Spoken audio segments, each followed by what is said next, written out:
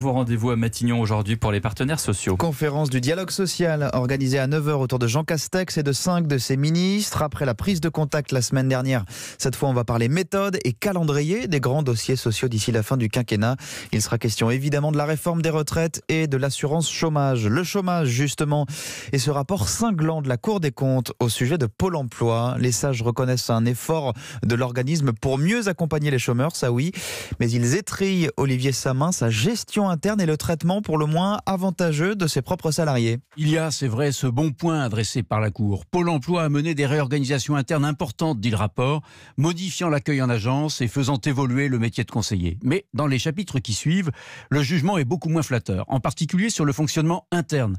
Le rapport pointe du doigt la progression continue du taux d'absentéisme qui atteignait fin 2018 22 jours par an en moyenne par salarié. Et au-delà, disent les magistrats. Ce qui frappe, c'est la perte significative de potentiel de travail. La Cour qui juge également contestable certaines pratiques de gestion des cadres dirigeants. Des augmentations de salaire très élevées, des primes de mobilité qui peuvent dépasser 19 000 €, une attribution généreuse de voitures de fonction. Réponse du patron de Pôle emploi, Jean Basser. Sur l'absentéisme, ça ne rime pas à grand-chose de nous comparer avec le secteur privé. Il serait plus cohérent, dit-il, de regarder la situation dans les autres grands opérateurs sociaux qui reçoivent du public.